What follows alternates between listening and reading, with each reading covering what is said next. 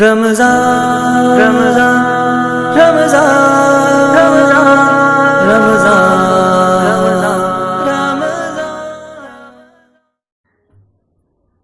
السلام علیکم ورحمۃ اللہ وبرکاتہ۔ الحمد للہ رب العالمین والصلاة والسلام علی سید المرسلین وعلى آلہ واصحابہ اجمعین، اما بعد۔ والجار ذی القربى والجار الجنب، اور رشتہ دار پڑوسیوں کا خیال رکھو اور غیر رشتہ دار پڑوسیوں کا بھی، ان کے ساتھ حسن سلوک کرتے رہو۔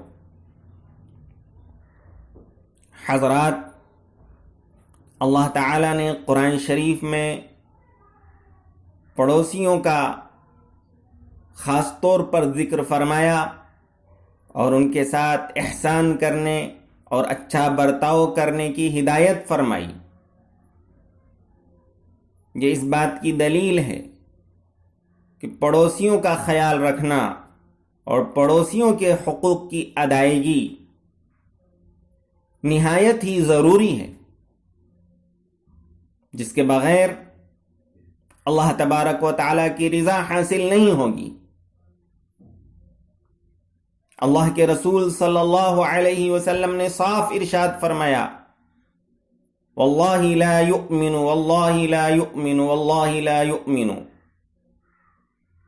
قیل من یا رسول اللہ، قال من لا یأمن جارہ بوائقہ۔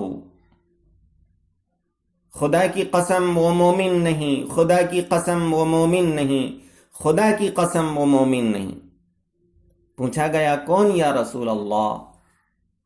فرمایا جس کا پڑوسی اس کی آفتوں سے اور اس کی شرارتوں سے محفوظ نہیں ہے۔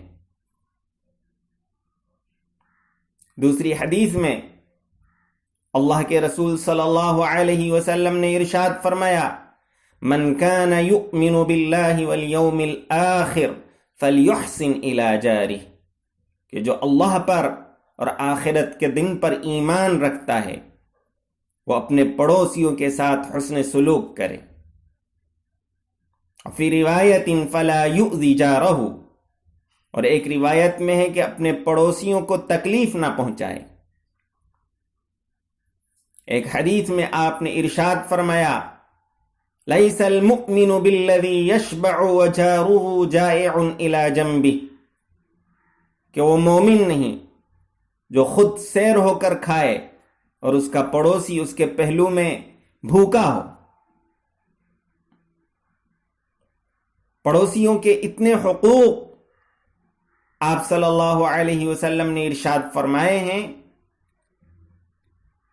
کہ جن کا شمار کرنا بھی اور جن احادیث کا ایک جگہ جمع کرنا بھی مشکل ہے۔ ایک حدیث میں آپ صلی اللہ علیہ وسلم نے ارشاد فرمایا، یا ابا ذر اذا طبخت مرقتا فاکثر ماءها وتعاہد جیرانک، اے ابو ذر جب تم سالن پکاؤ تو شوربہ زیادہ کر لو اور اپنے پڑوسیوں کا خیال کرو۔ ایک حدیث میں آپ صلی اللہ علیہ وسلم نے ارشاد فرمایا، لا یمنع احدکم جارہ ان یغرز خشبۃ فی جدارہ، کہ کوئی آدمی اپنے پڑوسی کو کھونٹا ٹھوکنے سے نہ روکے اپنی دیوار میں، اس کو اجازت دے۔ ایک حدیث میں آپ صلی اللہ علیہ وسلم نے ارشاد فرمایا، وَأَحْسِنْ إِلَى جَارِكَ تَكُنْ مُؤْمِنًا، کہ اپنے پڑوسیوں کے ساتھ حسن سلوک کرو تم کامل مومن بن جاؤ گے۔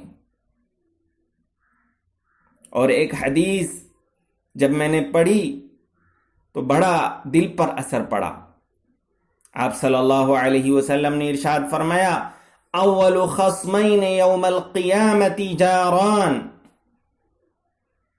مسند احمد میں یہ روایت حضرت عقبہ بن عامر رضی اللہ تعالی عنہ سے مروی ہے کہ کل قیامت کے دن اللہ تبارک و تعالی کی عدالت میں جو مقدمات پیش ہوں گے ان میں 2 پڑوسیوں کے مقدمے سب سے پہلے پیش ہوں گے اور ان کا فیصلہ کیا جائے گا۔ ایک حدیث میں آپ صلی اللہ علیہ وسلم سے پوچھا گیا کہ ایک عورت ہے جو نمازی، تہجد گزار، پرہیزگار، روزے دار ہے، نفلی روزے بھی رکھتی ہے، نفلی نمازیں رات میں پڑھتی ہے، لیکن پڑوسیوں کو ستاتی ہے۔ آپ صلی اللہ علیہ وسلم نے ارشاد فرمایا وہ دوزخی ہے۔ دوسری عورت کے بارے میں آپ صلی اللہ علیہ وسلم سے پوچھا گیا کہ وہ صرف فرض نمازیں ادا کرتی ہے اور رمضان کے روزے رکھتی ہے اور کچھ تھوڑا بہت صدقہ و خیرات کر دیتی ہے، لیکن پڑوسیوں کو ستانے سے انتہائی پرہیز کرتی ہے۔ آپ صلی اللہ علیہ وسلم نے ارشاد فرمایا وہ جنتی ہے۔ حضرات، یہ ہدایات شریعت میں کیوں دی گئی ہیں؟ اس لیے کہ پڑوسیوں کے آپس میں بڑے مسائل ہوتے ہیں۔ کبھی دیوار کا مسئلہ ہوتا ہے، کبھی کھڑکی کا مسئلہ، کبھی نالی کا مسئلہ، کبھی کچرے کا مسئلہ، کبھی بچوں کی لڑائیوں کا مسئلہ، کبھی گاڑی کھڑی کرنے کا مسئلہ۔ الغرض بے شمار مسائل ہیں جن کی وجہ سے اگر پڑوسی تحمل، برداشت اور حسن سلوک اور دریا دلی کے ساتھ، حسن اخلاق کے ساتھ معاملہ نہ کرے اور بات بات میں جھگڑنے کا مزاج ہو تو زندگی اجیرن ہو جائے۔ اسی لیے شریعت نے پڑوسیوں کا خیال کرنے کی انتہائی تاکید فرمائی۔ ایک واقعہ احادیث کی کتابوں میں صحیح سند کے ساتھ مروی ہے کہ ایک شخص آیا آپ صلی اللہ علیہ وسلم کی خدمت میں اور پڑوسی کی شکایت کی۔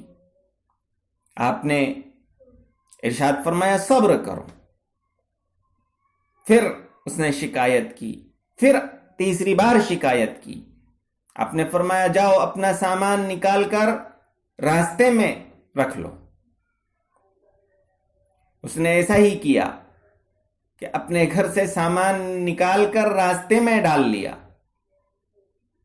جو گزرتا پوچھتا تو کہتا میرا پڑوسی مجھے ستاتا ہے، اس لیے میں نے اپنا سامان نکال کر یہاں رکھ لیا۔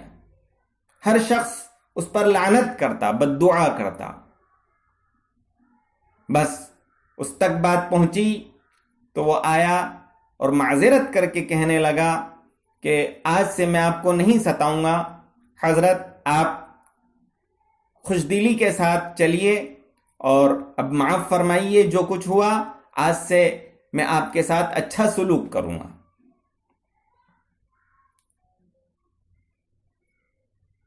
حضرت جبریل علیہ السلام آ کر پڑوسیوں کے حقوق کی تاکید فرماتے تھے۔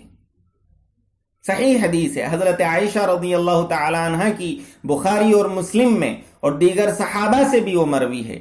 فرمایا آپ صلی اللہ علیہ وسلم نے ما زال جبریل یوصینی بالجار حتی ظننت انہ سیورثہ، کہ جبریل آ کر مجھے بار بار پڑوسیوں کے ساتھ حسن سلوک کی تلقین کرتے رہے، بار بار ان کی وصیت فرماتے رہے۔ میں سمجھا کیا میراث میں بھی حصہ دینے والے ہیں کیا؟ یہ آخری درجے کی بات ہے۔